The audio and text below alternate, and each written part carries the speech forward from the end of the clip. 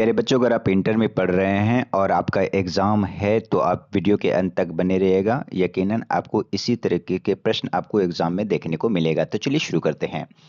जैसे आप यहाँ पे देख पा रहे होंगे कि ये इंटरमीडिएट एग्जामिनेशन 2026 है, जो कि ये एनुअल है और ये मॉडल क्वेश्चन पेपर है। सेम इसी तरीके के प्रश्न आपको देखने को मिलेगा। आपका जो सब्जेक्ट कोड है यानी विषय कोड है वो 323 है। तो चलिए देखते हैं, एक एक प्रश्न करते हैं और इसी तरह से आपके प्रश्न आएंगे एग्जाम में। अगर इस चैनल पर नए हैं तो कृपया चैनल को सब्सक्राइब जरूर कर लें। ठीक है, चलिए यहाँ पे देखते हैं आपका जो ये प्रश्न है। यहाँ पे पहला प्रश्न पूछा गया है कि नव निश्चयवाद की संकल्पना का प्रतिपादन किसने किया था। तो आपका जो यहाँ पे आंसर हो जाएगा वो होगा ग्रिफिथ टेलर ने किया था। ठीक है, चलिए अगला प्रश्न देख लेते हैं। अगला प्रश्न आपका जो यहाँ पे पूछा गया है प्रश्न नंबर 2 है। आपका ये प्रश्न नंबर 2 क्या है? निम्नलिखित में से कौन सा आर्थिक भूगोल का उपेक्षित्र नहीं है? तो ऑप्शन जो यहाँ पे हो जाएगा ऑप्शन नंबर सैन्य भूगोल हो जाएगा। ठीक, अगला प्रश्न है प्रश्न नंबर 3 है। वो प्रश्न पूछा गया है कि फेवरिट से संबंधित है। फेवरिट संबंधित है किससे है? ठीक है, तो जो फैब्रिक संबंधित है वो संभववाद से है। किससे है? संभववाद से है। डायरेक्ट इस तरह से यहाँ से कई प्रश्न आपको एग्जाम में देखने को मिलेगा, क्योंकि ये मॉडल पेपर है और इसी तरह से एग्जाम में आपके पूछे जाएंगे। प्रश्न नंबर 4 है, भूगोल की कौन सी शाखा मार्क्स के विचारों से ठीक है प्रभावित है? आपको यहाँ पे आंसर देना है। तो यहाँ पे जो ऑप्शन आंसर हो जाएगा वो ऑप्शन नंबर डी हो जाएगा, क्रांतिकारी भूगोल। ठीक है, भूगोल की कौन सी शाखा मार्क्स के विचारों से प्रभावित है? तो ये क्रांतिकारी भूगोल से है। अगला प्रश्न प्रश्न नंबर 5 है आपकी स्क्रीन पर, इसका आप आंसर करेंगे। कह रहे कि विश्व में सर्वाधिक जनसंख्या केंद्रित है, यानी कि विश्व में सबसे ज्यादा जो जनसंख्या वो केंद्रित है किस में है? पर्वतीय प्रदेशों में है, पठारी प्रदेशों में है, मैदानी प्रदेशों में है या मरुस्थलीय प्रदेशों में है? तो ऑप्शन जो आपका हो जाएगा यहाँ पे ऑप्शन नंबर सी हो जाएगा, मैदानी प्रदेशों में है जो जनसंख्या केंद्रित है सबसे ज्यादा है, क्योंकि यहाँ पे बसना आसान हो जाता है और मैदानी मैदानी क्षेत्रों में कृषि ज़्यादा से ज़्यादा होता है, जिसके कारण यहाँ पे जनसंख्या ज़्यादा है। प्रश्न नंबर जो है वो 6 है, आप इसका आंसर करें। निम्नलिखित में से किस में जनसंख्या वृद्धि सर्वाधिक है? एशिया में, अफ्रीका में, यूरोप में, दक्षिण अमेरिका में? तो यहाँ पे ऑप्शन नंबर बी हो जाएगा, अफ्रीका में। ठीक है, जनसंख्या वृद्धि सर्वाधिक है। अगर जनसंख्या बोले सबसे कहाँ है सबसे ज़्यादा, तो वो एशिया में हो जाएगा, लेकिन यहाँ पे वृद्धि की बात कर रहा है तो यहाँ पे अफ्रीका हो जाएगा। चलिए अगला प्रश्न प्रश्न नंबर 7 है जो आपकी स्क्रीन पर है, आप इसका आंसर करेंगे। प्रश्न नंबर 7, कुल जनसंख्या तथा कुल क्षेत्रफल के अनुपात को क्या कहते हैं? ठीक है, तो यहाँ पे जो आपका आंसर हो जाएगा वो ऑप्शन नंबर सी हो जाएगा, जनसंख्या घनत्व हो जाएगा। ठीक है, जनसंख्या घनत्व, जनसंख्या तथा कुल क्षेत्रफल के अनुपात को हम जनसंख्या घनत्व कहते हैं। ठीक है, ये महत्वपूर्ण प्रश्न है जो कि आपके एग्जाम में पूछे जाएंगे, तो इसको आप ध्यान देंगे। प्रश्न नंबर 8 है, आप इसका आंसर करेंगे। निम्नलिखित में से कौन सी जनसंख्या को आकर्षित करता है? जनसंख्या को कौन आकर्षित करता है? आप इसका आंसर करेंगे। अशांति, बेरोजगारी, बाढ़ क्षेत्र, रोजगार के अवसर। ठीक है, तो यहाँ जो ऑप्शन हो जाएगा वो हो जाएगा डी, रोजगार के अवसर। ठीक है, जनसंख्या को आकर्षित करता है रोजगार के अवसर। जिस क्षेत्र में रोजगार ज़्यादा होता है वहाँ पर लोगों को जनसंख्या को आकर्षित करता है। मान लीजिए कि अगर किसी क्षेत्र में रोजगार के अवसर नहीं हैं तो वहाँ पे काम नहीं मिलेगा, और काम नहीं मिलेगा तो वहाँ पे लोग जीवन यापन नहीं कर पाएंगे। इसके कारण क्या है कि जिस क्षेत्र में रोजगार ज़्यादा होता है वहाँ पे वो लोग वास करते हैं। ठीक, अगला प्रश्न प्रश्न नंबर 9 है। ठीक है, अब प्रश्न नंबर 9 है, कौन कारक मृत्यु दर में ह्रास के लिए उत्तरदायी है? मृत्यु दर में ह्रास के लिए उत्तरदायी है। महामारी पर नियंत्रण है, संक्रामक रोगों पर नियंत्रण है, या ए और बी दोनों है? ठीक है। तो यहाँ पे जो ऑप्शन हो जाएगा, यहाँ पे सी हो जाएगा, ए और बी दोनों। क्योंकि देखिए क्या है कि मृत्यु दर में ह्रास के कारण क्या होता है, महामारी पर नियंत्रण। अगर आप महामारी अगर कोई बीमारी फैली हुई है, अगर आप उस पर नियंत्रण पाएंगे तो मृत्यु दर में ह्रास होगा। ह्रास का मतलब होता है डेप्रिसिएशन, यानी कि घटाव। ठीक है। संक्रमण रोगों पर नियंत्रण, संक्रामक जो रोग होते हैं अगर आप उस पर नियंत्रित कर लेते हैं तो उस स्थिति में भी मृत्यु दर कम होगी। तो इस पॉइंट को ध्यान देंगे। प्रश्न नंबर 10 है, आप इसका आंसर करेंगे। 10 है, जनसंख्या परिवर्तन का घटक कौन सा है। जनसंख्या जो परिवर्तन है इसका घटक कौन सा है। तो जन्म, ठीक है, मृत्यु और प्रवास, इन तीनों जनसंख्या परिवर्तन। देखिए एक मान लीजिए एक एरिया में 100 जनसंख्या है और वहाँ हर साल प्रति साल जनसंख्या में वृद्धि होगी, जिसके कारण जनसंख्या वृद्धि होगी तो भी परिवर्तन जनसंख्या में होगा। अगर वहाँ पे उस क्षेत्र में अगर मृत्यु ज़्यादा हो रही है तो उस स्थिति में भी वहाँ पे जनसंख्या में परिवर्तन होगा। और अगर एक जगह से दूसरी जगह वो अगर जा रहा है तो उस स्थिति में भी वहाँ पे जनसंख्या में परिवर्तन होगा। तो इसलिए हम यहाँ पे कह सकते हैं कि इनमें से सभी कारण हो सकते हैं जनसंख्या परिवर्तन के। अगला प्रश्न है, प्रश्न नंबर 11 है, आप इसका आंसर करेंगे। प्यारे बच्चों, आप अगर इस चैनल पे नए हैं तो कृपया चैनल को सब्सक्राइब जरूर करेंगे। प्रश्न नंबर 11 है कि कौन आयु वर्ग, ठीक है, कौन आयु वर्ग कार्यशील जनसंख्या का प्रतिनिधित्व करता है। ठीक है, जनसंख्या का प्रतिनिधित्व करता है।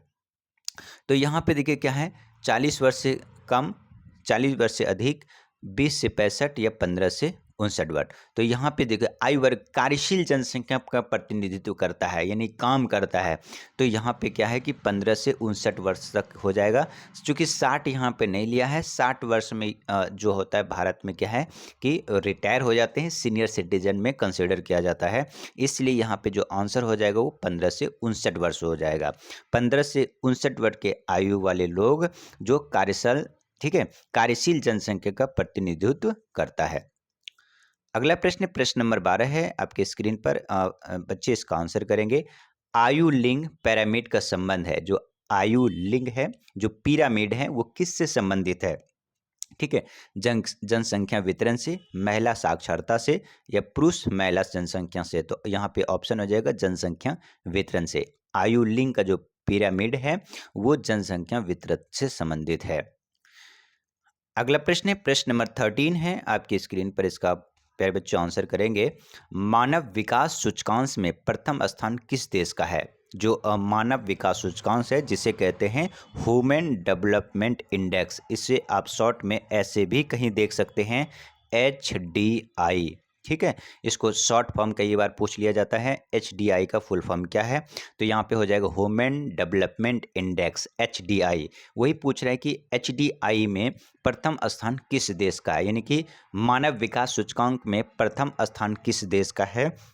तो ऑप्शन नंबर यहाँ हो जाएगा नॉर्वे। ठीक है, नॉर्वे जो है वो जो मानव विकास सूचकांक में ये प्रथम नंबर पे है। कौन है, नॉर्वे।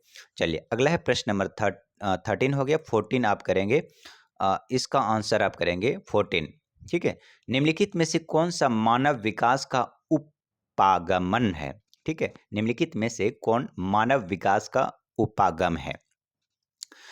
आय का उपागम या कल्याण का उपागम, सक्षमता उपागम या इनमें से सभी का उपागम है मानव विकास का उपागम।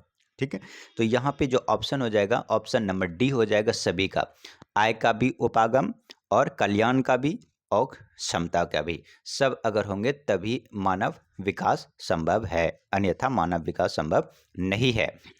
अगला जो प्रश्न है, प्रश्न नंबर 15 है, निम्नलिखित में से कौन एकल कृषि का उत्पाद है। एकल कृषि, ठीक है, ऑप्शन चाय, रबड़ या केला। एकल कृषि, एकल कृषि का मतलब होता है कि एक बार आप फसल लगा दें, उसके बाद उसे काट दें, दोबारा उसमें से फसल नहीं होगा, उसे कहते हैं एकल कृषि। तो आप इसका आंसर बताइए कौन सा हो जाएगा। तो इनमें से सभी हो जाएगा एकल कृषि। ठीक है, जो चाय है, ठीक है, एक बार चाय लगाते हैं तो ये बार बार नहीं उगता, फिर ये ठीक है, जैसे केला है, केला को एक बार लगा देते हैं फिर दोबारा उसमें केला नहीं आता है, रबड़ की भी खेती, इन सभी को कहते हैं एकल कृषि का उत्पाद। ठीक है, चलिए अगला प्रश्न है, प्रश्न नंबर 16 है। ठीक है, प्रश्न नंबर 16 है।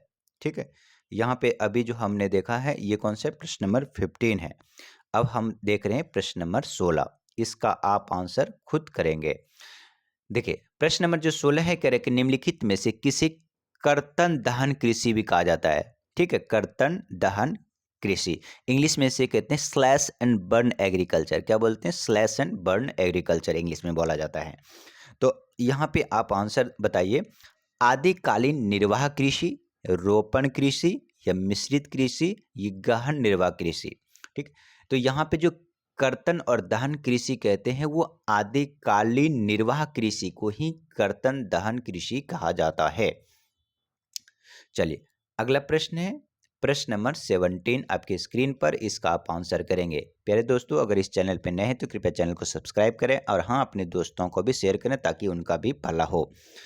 प्रश्न नंबर 17 है, टोकरी बनाना किस आर्थिक क्रियाकलाप का उदाहरण है। जो टोकरी आप बना रहे हैं वो किस क्रियाकलाप के अंदर आएगा। ठीक है, प्राथमिक में, द्वितीय में या तृतीय में। तो यहाँ जो ऑप्शन हो जाएगा वो द्वितीय में हो जाएगा। देखिए द्वितीय क्षेत्र में क्या क्या आता है, जो प्राथमिक क्षेत्र से हम द्वितीय क्षेत्र में कन्वर्ट करते हैं। जैसे प्राथमिक क्षेत्र में क्या आता है, अगर आप डायरेक्ट कृषि से अगर आप कृषि कर रहे हैं मान लीजिए तो वो डायरेक्ट हो जाएगा। ठीक है, लेकिन उसी कृषि के उत्पाद से किसी दूसरी चीज़ का आप निर्माण कर रहे हैं तो वो द्वितीय चीज़ में आ जाएगा। लेकिन अगर जो सर्विस सेक्टर आता है, जैसे बैंकिंग वगैरह हो गया, वकील हो गया, ठीक है, दूर संचार हो गया, वो आएगा तृतीय क्षेत्र में। तो इसको भी वीवीआई प्रश्न करेंगे, ये भी आपके एग्जाम में पूछा जाएगा। चलिए अगला प्रश्न है, प्रश्न नंबर 18 है आपकी स्क्रीन पर, इसका आप आंसर करेंगे। ठीक है, 18 है, कह रहे कि यूरोपीय वासियों द्वारा अपने उपनिवेशों में किस प्रकार की कृषि का विकास किया गया था। ऑप्शन नंबर, रोपण कृषि का, अंगूर की खेती का, मिल्पा का या फिर मिश्रित कृषि का। ये जो चारों आप देख रहे हैं ये कृषि का ही नाम है, आपको इसमें से बताना है। ठीक है, तो यहाँ पे जो हो जाएगा वो हो जाएगा रोपण कृषि। ठीक है, अपने उपनिवेशों की किस प्रकार की कृषि का विकास किया था, तो रोपण कृषि।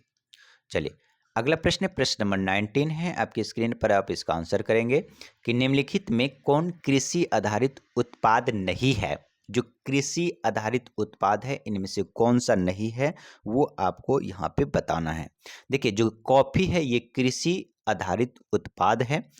चीनी भी है, चीनी कैसे होता है, तो ये गन्ने को पहले उगाया जाता है, फिर इसे गन्ने से प्रोसेस करके रस निकाल के फिर इसे चीनी बनाया जाता है। चाय भी है, जो ये नमक है ये कृषि नहीं है, ये नमक जो है इसको फैक्ट्री या फिर नमक का उत्पाद नहीं किया जा सकता है। ठीक है, नमक का उत्पादन करते हैं लेकिन इसे उगा कर नहीं, इसे समुद्र के जो झाग निकलते हैं उससे हमें प्रोसेस करके नमक को उपयोग में लाते हैं। तो यहाँ पे कॉफ़ी हो जाएगा, चाय हो जाएगा, चीनी हो जाएगा, लेकिन यहाँ पे जो है नमक नहीं होगा। तो ऑप्शन आंसर हमारा क्या हो जाएगा, ऑप्शन नंबर डी हो जाएगा, साल्ट हो जाएगा। अगला है 20वां नंबर है, 20 नंबर का आप आंसर करेंगे, अंगूर की खेती से संबंधित है। अंगूर की खेती से संबंधित है मानसून क्षेत्र से, ध्रुवीय क्षेत्र, उष्णकटिबंधीय क्षेत्र से या भूमध्य सागरीय क्षेत्र से। ठीक है, तो यहाँ पे जो हो जाएगा अंगूर की खेती भूमध्य सागरीय क्षेत्र से है। यहाँ पे जो अंगूर की खेती है भूमध्य सागरीय क्षेत्र पर अधिक मात्रा में होता है अंगूर की खेती। चलिए ठीक है, प्रश्न नंबर अब हम 21 करते हैं।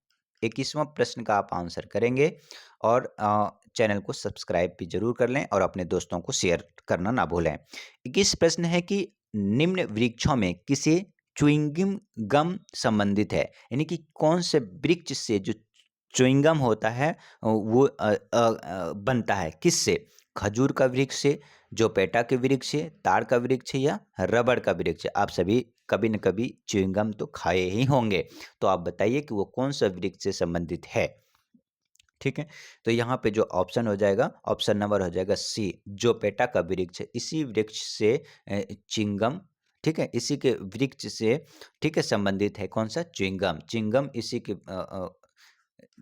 इसमें जो फल होता है उसी से रबर टाइप का होता है, उसी से हम वो मैन्युफैक्चर होता है च्युइंगम, और उसको हम सभी इस्तेमाल करते हैं।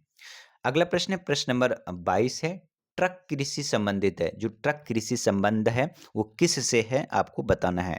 ठीक है, 22वां प्रश्न है। तो यहाँ मक्का से, फूलों से, कपास से या सब्जी से जो ट्रक कृषि है वो किससे संबंधित है। तो यहाँ पे जो ऑप्शन हो जाएगा ऑप्शन नंबर सी हो जाएगा। चलिए अगला प्रश्न है, प्रश्न नंबर 23 है, आपके स्क्रीन पर आंसर करेंगे। निम्न में कौन सा औद्योगिक व्यवस्था अव्यवस्थापना का प्रमुख कारण नहीं है। औद्योगिक अवस्थापना, ठीक है, निम्नलिखित में से कौन औद्योगिक औद्योगिक अवस्थापना का प्रमुख कारण नहीं है। कौन सा नहीं है। पूंजी, बाजार, ऊर्जा, जनसंख्या, घनत्व। ठीक है, देखिए औद्योगिक अवस्थापना, अगर आप पूंजी होगा तो आप अवस्थापना कर सकते हैं, तो पूंजी तो जरूरी है भैया।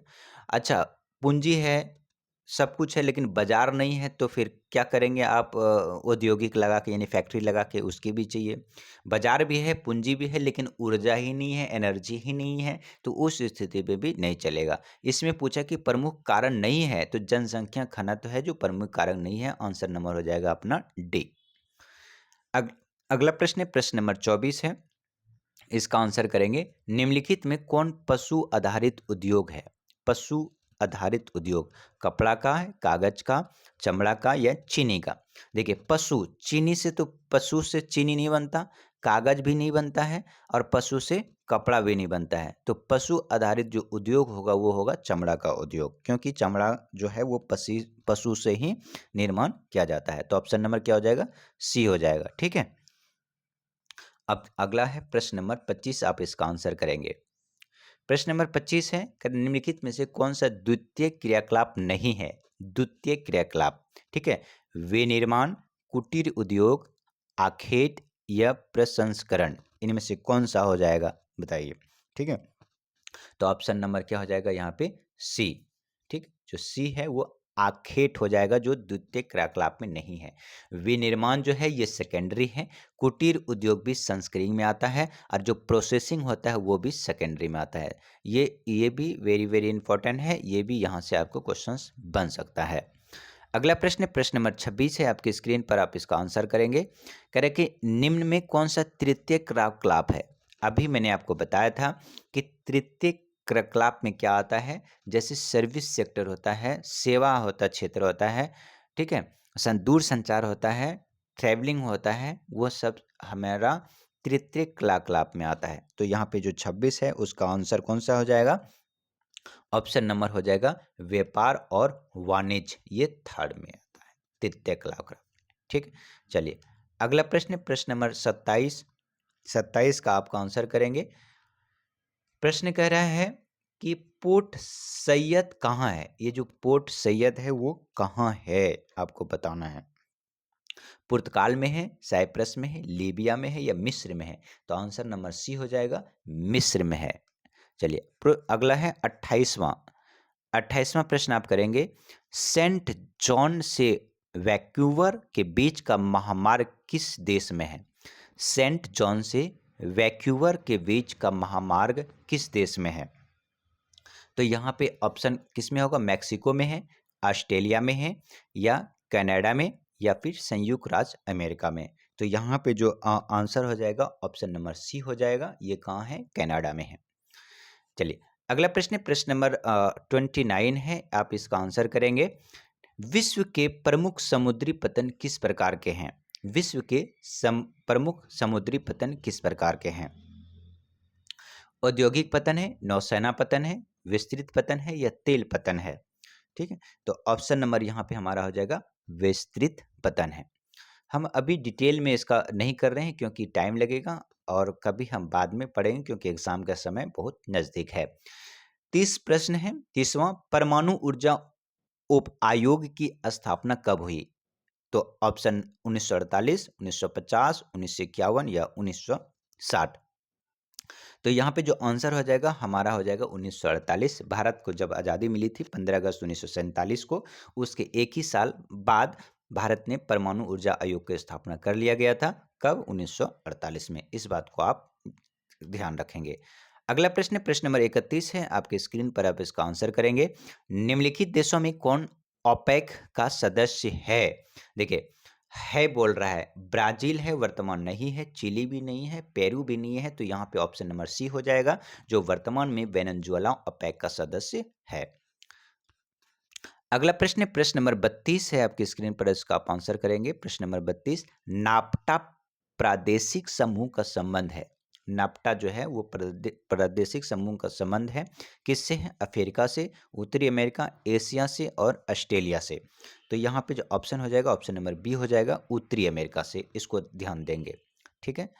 अगला प्रश्न है, प्रश्न नंबर 33 है, आपकी स्क्रीन पर, आप इसका खुद आंसर करें। 33, ग्रेट लैक्स जलमार्ग किस महादेश से संबंधित है? जो ग्रेट लैक्स जलमार्ग है, किस महादेश से संबंधित है? आप इसका आंसर करेंगे। तो वो यूरोप से, एशिया, अफ्रीका या उत्तरी अमेरिका।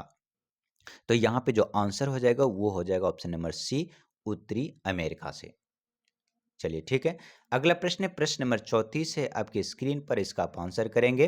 प्रश्न नंबर 34 का, वृत्ताकार वस्तु प्रतिरूप कहाँ पाया जाता है? ये झील के चतुर्दिक में, या नदी के सहारे, तट के सहारे, या इनमें से कोई नहीं। तो यहाँ पे ऑप्शन नंबर ए हो जाएगा, झील के चतुर्दिक में, ठीक है। अगला प्रश्न है, प्रश्न नंबर 35 है, आपकी स्क्रीन पर इसका आंसर करेंगे। पैट्रिक गिडीज का संबंध है, जो पैट्रिक गिडीज है, किससे संबंध है? स्नानगार है, सनगर है, मेगालोपोलिस के से है, या गांव से है? तो ऑप्शन नंबर हो जाएगा सनगर से है। अगला प्रश्न, प्रश्न नंबर 36, आपकी स्क्रीन पर आप इसका आंसर करेंगे। प्रश्न नंबर 36 है, निम्नलिखित में से कौन औद्योगिक नगर है? कौन औद्योगिक नगर है? प्रश्न नंबर 36 औद्योगिक नगर है। Jerusalem, Canberra, Winnipeg, Petersburg. ये कौन सा औद्योगिक नगर है, आपको ये बताना है। तो यहाँ पे जो ऑप्शन हो जाएगा, ऑप्शन नंबर डी हो जाएगा, जो पीटर्सबर्ग है, सेंट पीटर्सबर्ग से बोला जाता है, ये औद्योगिक नगर है। चलिए, अगला प्रश्न नंबर 37 है, ठीक है। ये जो 36 है, इसका 36 का आंसर कौन सा है? डी हो जाएगा, पीटर्सबर्ग। और 37 नंबर आपका आंसर करना है। 2011 की जनगणना के अनुसार भारत की जनसंख्या घनत्व क्या है? आप सभी जानते हैं कि जो जनगणना है, प्रत्येक 10 साल के अंतराल में जनगणना कराया जाता है। 2021 में जनगणना नहीं हुआ है। इसका कारण ये है कि 2020 में कोविड के कारण भारत में जनगणना नहीं हो पाया, जो कि अभी 2026 में इसे कराया जाएगा। तो इस प्रश्न में पूछा गया है कि 2011 की जनगणना के अनुसार भारत में जनसंख्या घनत्व कितना है, ये आपको बताना है। 282 व्यक्ति वर्ग किलोमीटर है, या 382 व्यक्ति पर वर्ग किलोमीटर है, या 352 है, या इनमें से कोई नहीं है? तो ऑप्शन नंबर आपका कौन सा हो जाएगा? ऑप्शन नंबर बी हो जाएगा, 382 व्यक्ति। इसको भी ध्यान रखेंगे, बहुत महत्वपूर्ण क्वेश्चन है। चलिए, अगला प्रश्न है, प्रश्न नंबर 38 है, आप इसका आंसर करेंगे कि भारत में निम्नलिखित भाषाई परिवारों में किसकी जनसंख्या सर्वाधिक है? यानी कि किसकी भाषाई करें, निम्नलिखित भाषाई परिवारों में किसकी जनसंख्या सर्वाधिक है? ये जो निम्नलिखित में से दिया है, द्रविड़, भारतीय, यूरोपीय, आस्ट्रिक, चीनी, तिब्बती, इनमें सबसे ज्यादा जनसंख्या किसकी है, वो आपको बताना है। तो यहाँ पे ऑप्शन नंबर बी हो जाएगा, भारतीय यूरोपीय की जनसंख्या अधिक है। 39 प्रश्न नंबर है, आप इसका आंसर करेंगे कि 2011 जनगणना के अनुसार बिहार की जनसंख्या घनत्व कितना है? 1126 है, 1006 है, 1106 है, या 906 है? तो यहाँ पे जो आंसर हो जाएगा, ऑप्शन नंबर डी हो जाएगा, 1106 व्यक्ति पर किलोमीटर है, जो 2011 जनसंख्या के अनुसार बिहार की जनसंख्या घनत्व है। कितना? 1106 व्यक्ति, ठीक है। प्रश्न नंबर कौन सा था? 39। चलिए, प्रश्न नंबर अब करते हैं कौन सा? प्रश्न नंबर 40। प्रश्न नंबर 40 है, इसे करने से पहले आपको बता दें कि इस यहाँ से महत्वपूर्ण सारे क्वेश्चंस मैं आपको बता रहा हूँ, जो कि एग्जाम में इसी तरह से प्रश्न आपको देखने को मिलेंगे, और यहाँ से कई प्रश्न भी आपको देखने को मिलेगा इस सेशन से। तो आप अपने दोस्तों को शेयर जरूर करें। 2011 में भारत में नगरीय जनसंख्या कितनी थी? 2011 में भारत में नगरीय जनसंख्या कितनी थी, वो आपको बताना है। 31.16%, 27.3% या फिर 26.84% या इनमें से कोई नहीं। तो ऑप्शन नंबर यहाँ जो हमारा हो जाएगा वो 40 का वो हो जाएगा ऑप्शन नंबर ए, 31.16% नगरीय जनसंख्या। ठीक है, भारत में जो है 2011 जनगणना के अनुसार 31.16% है जो नगरीय जनसंख्या है, यानी कि नगर में पास करती है। अगला प्रश्न प्रश्न नंबर 41 है, आपकी स्क्रीन पर इसका आंसर करेंगे। प्रश्न नंबर 41 में कह रहा है कि मानव विकास सूचकांक में भारत निम्नलिखित राज्यों में से किस कोटि का उच्चतम है? यानी कि आप अभी हमने देखा था जो HDI है, यानी कि ह्यूमन डेवलपमेंट इंडेक्स में कह रहे कि भारत के जो ये कुछ 4 राज्य दिए गए हैं, इन चारों राज्यों में से सबसे उच्च कोटि उच्चतम किस में है? केरल में है, पंजाब में या हरियाणा में या तमिलनाडु में? तो यहाँ पे जो आंसर हो जाएगा ऑप्शन नंबर ए हो जाएगा, केरल में। चूंकि आप सभी जानते हैं जो केरल में है सबसे ज़्यादा पढ़े लिखे यानी कि शिक्षित लोग केवल केरल में ही हैं। ठीक है, इसलिए यहाँ पर जो मानव विकास सूचकांक है वो सबसे उच्चतम है, कहाँ पर? केरल में। चलिए अगला प्रश्न प्रश्न नंबर है जो 42 है आपकी स्क्रीन पर, इसका आप आंसर करेंगे। निम्नलिखित राज्यों में किसकी जनसंख्या सर्वाधिक है? यानी कि इनमें से जो राज्य दे रखे हैं सबसे ज्यादा जो जनसंख्या वो किस राज्य की है? उत्तर प्रदेश, बिहार, पश्चिम बंगाल, महाराष्ट्र। तो यहाँ पे सबसे जो जनसंख्या सबसे ज्यादा है वो कहाँ की है? उत्तर प्रदेश की है। इसको आप ध्यान देंगे, ऑप्शन नंबर ए आ जाएगा। अगला प्रश्न नंबर 43 है आपकी स्क्रीन पर, आप इसका आंसर करेंगे। प्रश्न नंबर 43 कह रहे मुख्य श्रमिकों को एक वर्ष में न्यूनतम कितने दिन रोजगार मिलना आवश्यक है? आप सभी जानते हैं कि पहले नरेगा के तहत लोगों को काम दिया जा रहा था, अब उस नरेगा का नाम बदल करके राम जी रखा गया है। ठीक है, जो महात्मा गांधी राष्ट्रीय रोजगार अधिनियम लाया गया था। तो वही पूछ रहा है कि इनमें से कि कितने दिनों को श्रमिक के लिए काम रोजगार मिलना आवश्यक है? 60 दिन, 80 दिन, 200 दिन या 183 दिन? 43 नंबर का आप आंसर करेंगे। तो ऑप्शन नंबर हो जाएगा डी, 183 दिन। एक साल के अंदर कम से कम 183 दिन रोजगार उपलब्ध कराना जरूरी है। चलिए प्रश्न नंबर 44 है आपकी स्क्रीन पर, इसका आप आंसर करेंगे। ठीक है, प्रश्न नंबर 44 कह रहे कि भारत में 2011 में महिला साक्षरता सबसे कम कहाँ थी? 2011 में जब जनगणना हुआ था तो उस वहां पर सबसे कम पढ़ी लिखी महिला किस राज्य में है वो आपको बताना है। ठीक है, तो बिहार में, छत्तीसगढ़, झारखंड, मध्य प्रदेश। तो जिस आप राज्य में है यानी कि बिहार में ही सबसे कम पढ़ी लिखी महिलाएं थी 2011 में। अगला प्रश्न प्रश्न नंबर 45 है, आप इसका आंसर करेंगे। प्रश्न नंबर 45 गाजियाबाद। ठीक है, गाजियाबाद उदाहरण है प्राचीन नगर का, मध्यकालीन नगर का, आधुनिक नगर का या अनुषंगी नगर का? ठीक है, तो ऑप्शन नंबर यहाँ पे हो जाएगा डी, अनुषंगी नगर का। अगला प्रश्न प्रश्न नंबर 46 है आपकी स्क्रीन पर, इसका आप आंसर करेंगे। प्रश्न नंबर 46 निम्नलिखित में से कौन ग्रामीण बस्तियों के प्रकार है? ग्रामीण बस्तियों के प्रकार है गुच्छित बस्तियां, पल्ली बस्तियां, प्रकीर्णन बस्तियां या इनमें से सभी? कौन सा है आपको यहाँ पे बताना है। प्रश्न नंबर 46। ठीक है, तो यहाँ पे जो आंसर हो जाएगा इनमें से सभी के सभी हैं जो ग्रामीण बस्तियों के प्रकार है। गुच्छित बस्तियां भी होती है, पल्ली बस्तियां भी होती है और परिकीर्णन बस्तियां भी होती हैं, तो इसे ध्यान देंगे। दोस्तों अगर इस चैनल पे नए हैं तो कृपया चैनल को सब्सक्राइब जरूर कर लें। प्रश्न नंबर 47 है निम्न में से कौन गैरीसन नगर है? गैरीसन, गैरीसन नगर है कौन सा? मथुरा है, रानीगंज है, जालंधर या सतना है? कौन सा गैरीसन नगर है आपको बताना है। ठीक है, तो ऑप्शन नंबर यहाँ हो जाएगा जालंधर। चलिए अगला प्रश्न प्रश्न नंबर 48 है, इसका आंसर करिए। निम्नलिखित में कौन भारतीय कृषि की समस्या है? जो भारतीय हैं, भारतीय कृषि की क्या समस्या है आपको बताना है। प्रश्न नंबर 48। ठीक है, तो यहाँ पे निम्न उत्पादकता है, विखंडित जोत है और नियमित मानसून है या इनमें से सभी है? तो भारतीय कृषि की समस्या यहाँ पे देखिए क्या है, निम्नलिखित निम्न उत्पादकता है। यानी कि लोग क्या है कि अच्छे क्वालिटी के जो है सीड्स नहीं उपलब्ध हो पाता है, जिसके कारण है उसकी उत्पादक जो है, जहाँ पे 100 कुंटल होना चाहिए वहाँ पे 50 ही कुंटल होता है। ये भी एक भारतीय किसान की समस्या है।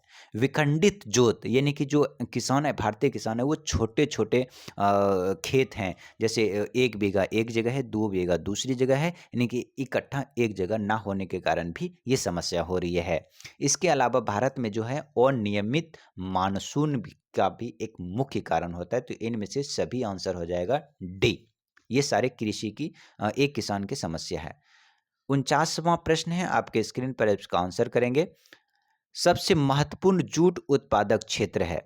सबसे महत्वपूर्ण जूट उत्पादक क्षेत्र कौन सा है, ये आपको बताना है। गंगा का delta, Krishna delta, Godavari delta या इनमें से कोई नहीं। तो यहाँ पे आंसर हो जाएगा गंगा का डेल्टा। सबसे महत्वपूर्ण जूट उत्पादक क्षेत्र यही है, गंगा का डेल्टा। ठीक है। और चलिए अगला प्रश्न देख लेते हैं। प्रश्न नंबर 50 है आपकी स्क्रीन पर, आप इसका आंसर करेंगे। निम्नलिखित में कौन रेशेदार फसल है? ठीक है, रेशेदार मतलब होता है फाइब्रस। फाइब्रस क्रॉप किसे कहते हैं और कौन सा है? चाय है, गेहूं है, कॉफी है, कपास है। कौन सा है फाइब्रस क्रॉप? ठीक है, तो यहाँ पे हो जाएगा कपास। कपास जो है वो रेशेदार फसल कहा जाता है कपास को। ठीक है, इसको ध्यान देंगे, बहुत इंपॉर्टेंट प्रश्न है, पेपर में पूछा जाएगा कि रेशेदार फसल है कौन सा, तो कपास। ऑप्शन नंबर क्या हो जाएगा?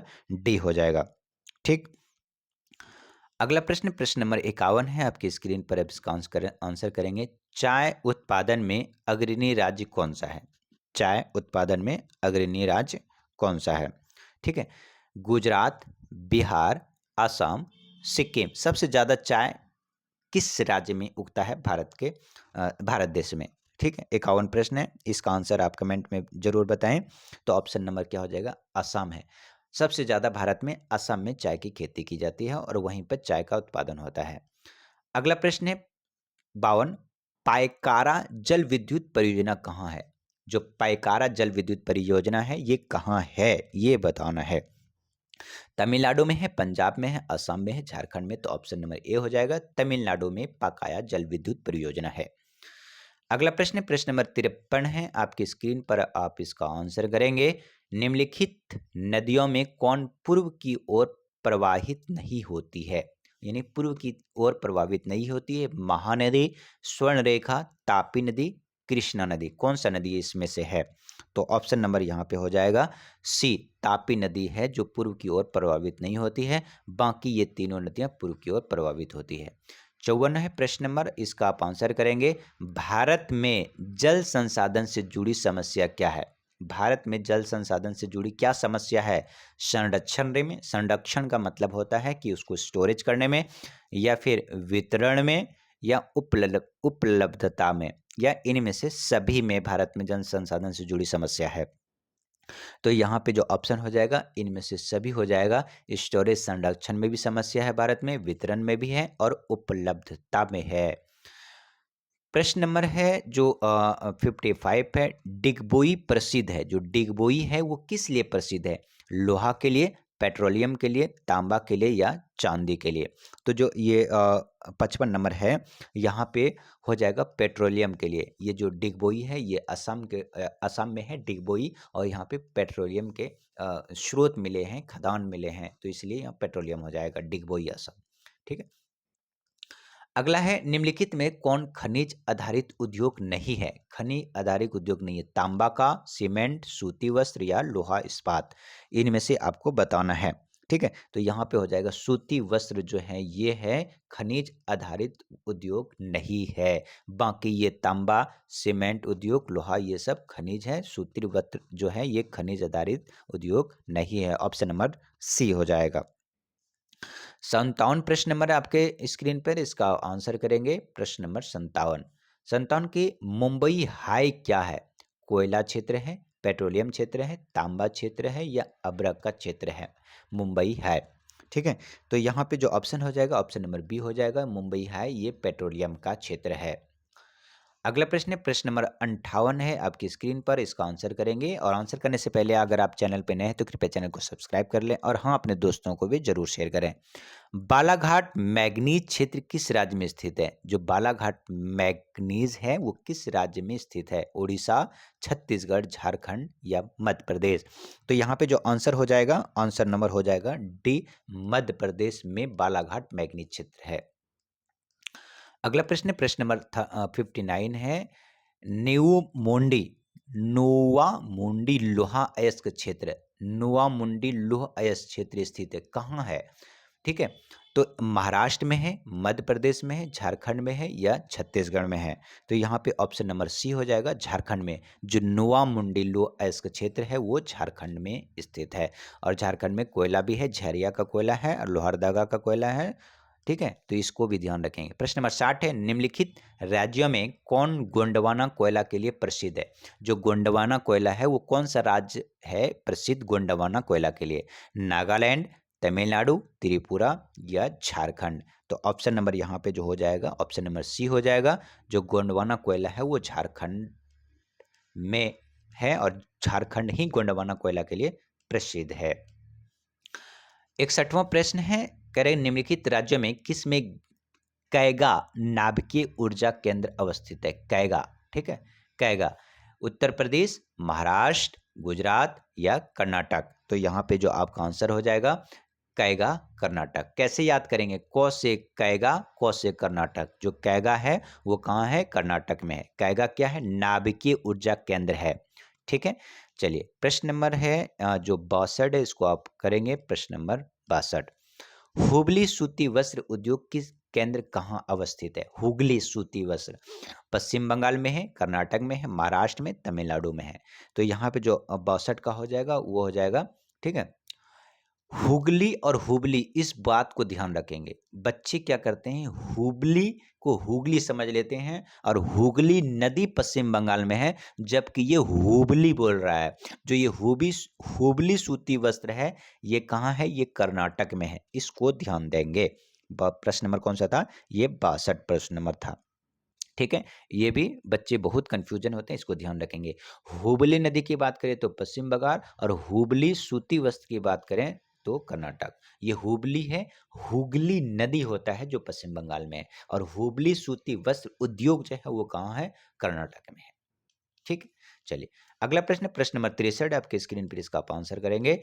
63, लोहा एवं इस्पात उद्योग कहाँ है? लोहा एवं इस्पात उद्योग कहाँ है?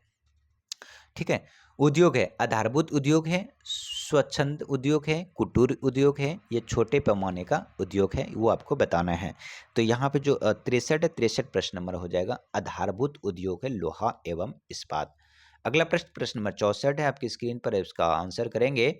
निम्नलिखित में कौन नगरीय समस्या है? नगर की क्या समस्या है? पेयजल की कमी है, वायु प्रदूषण है, मलिन बस्ती है, या फिर इनमें से सभी हैं? प्रश्न नंबर 64 का आप आंसर करेंगे तो आंसर हो जाएगा डी।